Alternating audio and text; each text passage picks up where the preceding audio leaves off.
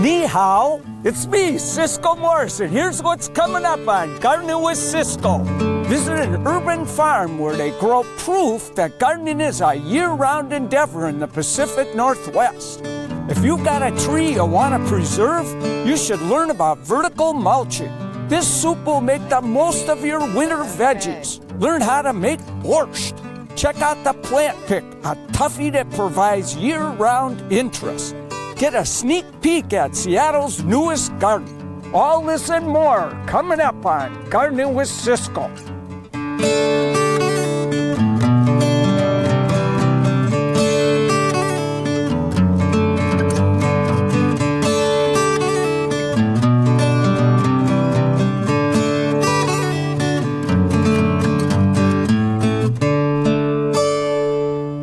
Welcoming the Chinese New Year in grand style. Look at this gorgeous place. Oh man, it is so cool. Hey, I'm Ciscoe Morris. And I'm Megan Black. Welcome to Gardening with Ciscoe. Today we are at the newest public garden in the Seattle area, and it is unbelievable. Oh man, I'm so excited to be here at the Seattle Chinese Garden. You know, a new gem for the Emerald City. Now listen, because you're a viewer of our show, we're giving you a sneak preview, even though the garden actually opens up the first weekend of February. I can't wait. It's going to be a grand opening, I'm sure of that. But right now, we're going to show you another public garden, and this one is proof that around these parts, you don't put the shovel down at wintertime. This one is called the University of Washington Urban Farm Project, and it too is quite an inspiration.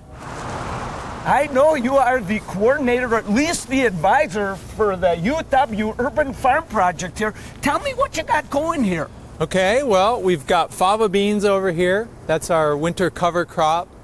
We've got Mizuna mustard, lettuce, turnips, rutabagas, chard, joy choy, kind of like bok choy, beets over there, Russian red kale, dinosaur kale, arugula. I think that about covers it for over here. So this is in the middle of winter. Yeah. You've got all these great vegetables growing. So who's doing the work here? Do you do it all? Or? No, we've got students here all the time. We've got grad students, undergrads, some staff people who help out, but mostly students. How did this garden come to be here? Why is it here? Well, I think we wanted to show students who don't have farm backgrounds, which is most people now and most students, really just what work goes into growing food and just how enjoyable it is to grow your own food and to have your food right there so that it's not being transported by truck from some distant place.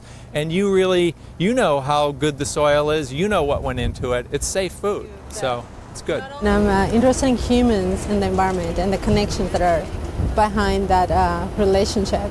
So I think one of the really important connections is like to know where your food is coming from. I'm all about the conservation and the importance of growing good food and knowing where that food comes from. Is this all organic? It's all organic, you bet. Well, how great. So what are some of the important things to know if you want to grow vegetables like this in the middle of winter? Well, you need to start them in the middle of summer or towards the end of summer. And so a lot of this stuff went in the end of the first week or beginning of the second week in August. Some of it went in mid to late July. You just got to get it in. You have to be thinking winter and get the stuff just big enough so that it can kind of slide into the colder months. So you're located right in the middle of the university. Yeah. You get any theft problems? Somebody wants a little extra food for their sandwich? No, we haven't. We really haven't. I think people are pretty respectful of other people's gardens, and if they're, grabbing a leaf as they walk by to put on their sandwich, that's great. Hey, I'm with you. What happens to all this great food you're growing? Well, we eat it. The people who work in the garden, that's part of the lesson of the urban farm, is that you work in the garden and you eat out of the garden. I bet it's nice for the students to get a break from study, to come out and get that connection with earth and work in the garden. Oh, I think it's really like recreational therapy for a lot of people. Megan, they even have a cob oven there. They make pizza right in the garden. Next time you're running down the Burt Gilman Trail, you smell something really good, maybe you can get a slice of Brussels sprout pizza. Oh, ew. But you can take classes there. The Urban Farm Project teaches Biology 240, urban farming there, as well as a handful of other classes. If you're interested, we'll have some information on our website. What a great place. Up next, mulch doesn't always lie on the surface. We'll show you vertical mulching.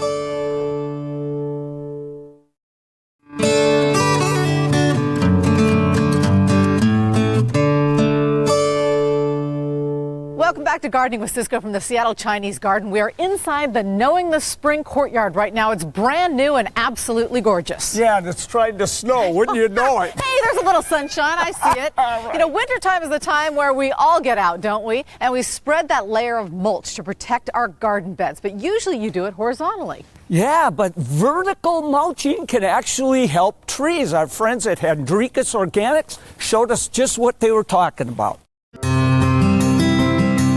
Big trees are often the first casualty of construction projects. And it happens a lot. The construction gets done, they leave a token tree, people move in, and then the tree starts dying because it takes an evergreen a little while to show that it's not going to make it. But there is a way to save them. It's all about the roots and a process called vertical mulching that delivers the vital nutrients to those roots. But if you don't do that, the chances are it comes down in the first storm or a heavy snowfall. Hendrika Schraven is saving this hemlock despite a driveway cutting off its surface roots. You can actually see what has happened here, right? So they all have been cut out in order to create that driveway. In order to make sure this tree survives, Hendrikus already pre-treated it with fertilizer to make it strong long before that construction project started. But now he's going to extreme measures to make sure the tree thrives despite its new concrete neighbor. And we're going to do a couple of different things. We're going to, first of all, add some soil where the roots are exposed.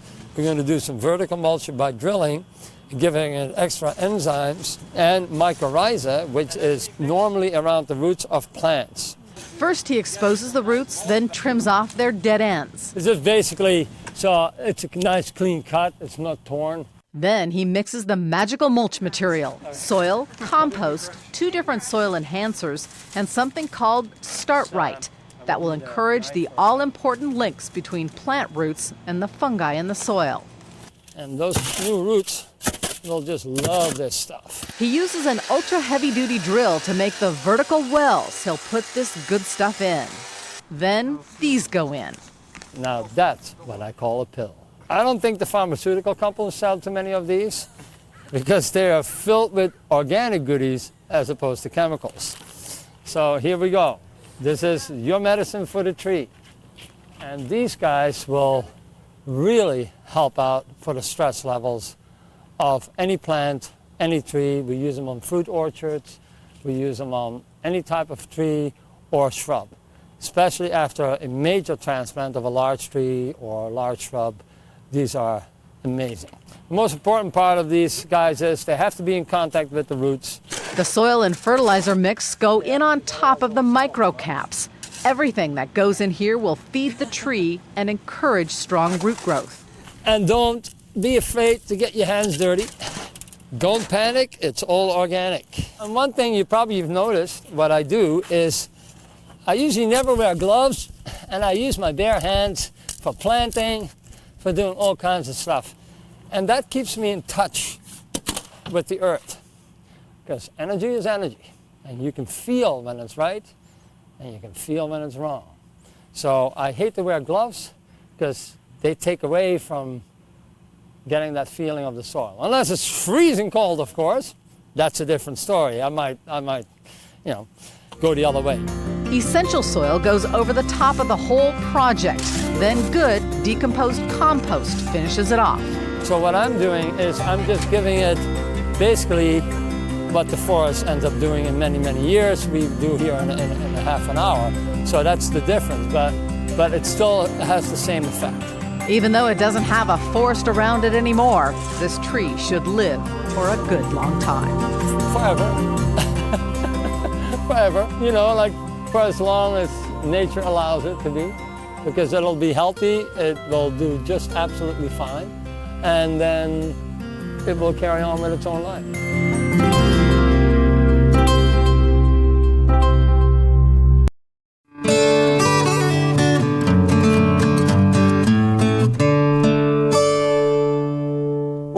back to Gardening with Ciscoe from the brand new Seattle Chinese garden. Pretty something. Those rocks behind us, they were brought all the way from China for this garden.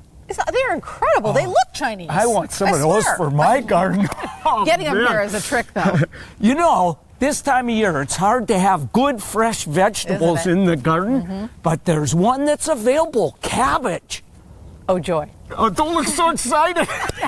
But let me tell you right now, our favorite chef, Lynn Villa, she has a recipe that uses some fresh winter vegetables, guaranteed to warm you up on a cold winter night. We are making borscht. How do you cure the winter doldrums? Well, I'm not sure how you do, but I call her. I will take care of you. Chef Lynn, yes, do please. Look at these gorgeous root vegetables. Yep, you know, right now in our produce department, it's like a rainbow of amazing vegetables. And so I thought, what could we do that would use so many different varieties? We're going to do kind of a classic Ukrainian style borscht today, which is one of my favorite winter soups. So it'll be super fun. Starring beets, but lots of other fabulous things too. Yeah, aren't those gorgeous? Things. And they're pre-cooked. And those are blanched a little bit. Okay. Yeah. Everything what is else this is raw. concoction? That is celery root, parsnips, and turnip. Holy cow. All grated together. Yeah, lots of really Little good earthy flavors. cabbage, Yep. potatoes, carrots, onions, garlic. Fun stuff. Let's let's get to go. work. Okay. So let me just stop you right here. You have some beef broth over I here. made you a beautiful stock. Yeah. That is Yeah. gorgeous. Yeah. Look at that baby. Oh my, I've never seen something so gorgeous in my life. It's going to be delicious. Absolutely. Okay. Okay, now let's get going. A good amount of olive oil just to get it started there. Beautiful. Good. And then we'll do the carrots and the garlic and the onions together. So we kind of start by sautéing the aromatics. And fairly high heat. Yeah, you want to caramelize these. Okay. You know, borscht is a big, rich, thick, kind of hearty flavored soup. And some soups you don't want to over brown the vegetables, but in this case, we're looking for some golden color on it. Right. Yeah. Okay, that looks beautiful, nice and caramelized. So now we're going to stir in the tomato paste. Okay. And a little sugar. And actually, we're doing this to create a little bit more caramelization in the pan. Okay, so now I think we can go ahead and add our stock to that. Okay. We'll kind of deglaze all that Right. beautiful caramelization in there. So I wanted to point out that we are making this the traditional Ukrainian borscht with a meat base, but at this point you could add a vegetarian stock to this and it would be a 100% vegetarian soup. So that isn't, you know, and we'll put that in the recipe that you have the, you know, the option to do it one way or the other. Oh my.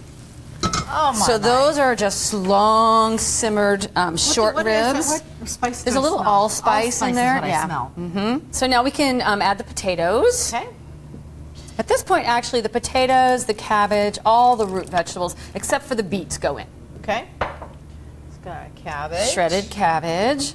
And then all these funky roots. Yeah, yeah. Love it. Now we're going to let this simmer for about 10 minutes or so Okay. till the potatoes are just al dente, and then we'll stir the beets in. And then And you're you'll done? see the transformation. Wow. Yeah. And all those wonderful root vegetables are ready, so now we're going to add the beets. And like I said, what I did with the beets is I blanched them, Okay. I peeled them, and then grated them. So they don't have to you know, cook very long Oh in my here. Lord. Isn't that? And now we're getting that gorgeous Yeah. traditional ruby tone. Wow. You know, if you put raw beets into a soup and you cook them for too long, you'll boil the color away. You're kidding. It's the craziest thing. Yeah.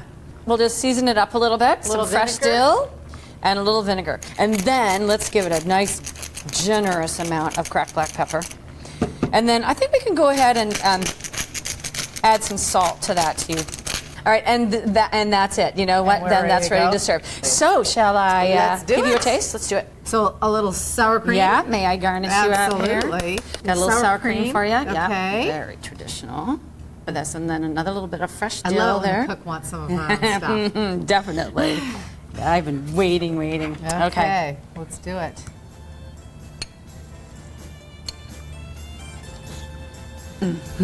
Wow. There are so many different flavors. Isn't that fun?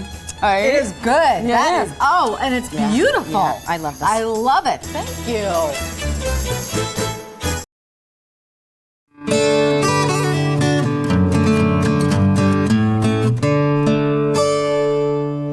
Welcome back to Gardening with Ciscoe from the brand new Seattle Chinese Garden right here on the South Seattle Community College campus. Now this pavilion here is called Pine Plum. It was built back in 1999. The rest of it recently constructed. It'll be open to the public coming up in a few weeks, but we're going to give you a preview in just a few minutes. But first, we got to talk about our plant pick this week. Ornamental grasses. They're so hardy, you could plant them anytime you can work the soil. And they add 4 seasons of beauty, low maintenance too. You're kind of excited about those guys, aren't you? So when I think of adding a grass to my garden, this is typically what I'm looking at. You know, not something so funky like this. What is this guy? This is a Molinia cerulean variegata, or variegated moorgrass. Oh. And it's actually a really pretty grass. And I picked these two because it doesn't get big. Yeah. I've never seen one get this tall before. Well, you brought out some pictures. Take a look at these of both of them, what they look like in full summer. Yeah, look at the variegation on this guy. Absolutely beautiful. Yep. And the other grass I love, this is a fountain grass called Hamlin, and it's a true dwarf. And it gets about 3 feet tall. This is the kind that I love this look in the winter garden. Me too. Come springtime, right before it starts to grow again, you hack it back. That's right. Just before it starts to grow, you cut it as close to the ground as you can. Okay. And brand new fresh grass grows up, and then it gets these beautiful white flowers. But the key is if you forget to do that and the new stuff grows with the old stuff, then it's ugly. Then it's ugly. Yeah. Okay. So you want to plant this guy? Yeah, and you know one of the reasons I want this? Why? This is actually my wife Mary's new garden she's just putting in, but she's had a problem with the dogs tearing through here. Imagine that. And the thing is, grass, they can run all over it, they can't hurt it, and it'll kind of protect our other plants. Oh, yeah. Hopefully. Exactly. And pretty easy maintenance. Holy cats, Megan, I'm exhausted from watching you dig that one. Typical. Is it deep enough? I think it's just right. Oh, man, perfect. Okay. And I guess there's not really a good sign on When it's a mop head, it doesn't matter which way it goes, huh? But don't you love to look at that? I do. I love it, and I love the color of it now. Yeah, and you know, it turned a beautiful yellow before it died back like this. So these are really neat We plants. get this guy in here. So what are we going to do with this guy here? This Leave Molinia, him? the moorgrass. Well, you know what? Some people don't like the look of dead grass in their garden, even though you and I love it. Right. So the neat thing about this, well, usually, Very carefully. they usually just break right off. But, you know, I don't think they're quite old enough yet. Yeah, they're starting to do it. So this is one grass that even if you don't do this, it's all going to fall off as the winter goes along. But, and then he just stays like this, and then and then it sprouts comes new. back spectacular in the spring, and they get a nice fountain shape too, which is really nice. So they're a nice plant that actually stays small. I don't know why this got such long flowers this year, but who knows? Normally stays small. Well, go ahead and add a couple grasses to your garden, particularly if you have any pets and you want to kind of protect the others. Yeah. So this is Hamlin, little Hamlin fountain grass, and this is little variegated moorgrass here. Littler now than it was. Yeah. Sure.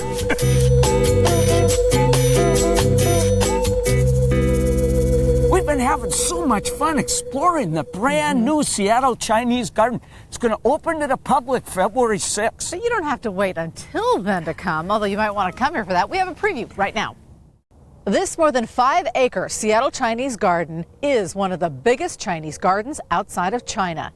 The first thing visitors see when they arrive will be the spectacular gates to Knowing the Spring courtyard. All Chinese gardens must have 4 key elements: water, stone, plants of course, and architecture. All of these elements interact to combine the principles of yin and yang, which flow together to make up the whole of life. Everything here is symbolic. Nothing is merely thrown together. For example, the plants. Bamboo means flexibility. Pines represent endurance. Plums flowering midwinter, hope. This garden will open February 6th, the first Sunday after the Chinese New Year. Happy Year of the Rabbit, by the way, and Seattleites and visitors can experience the beginning of a brand new and very unique public park.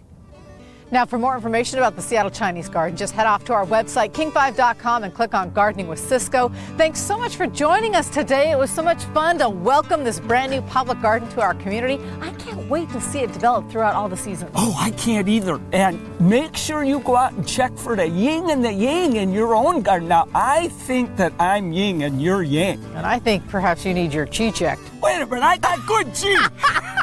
Thanks, everybody. Have a great weekend. Bye, everyone.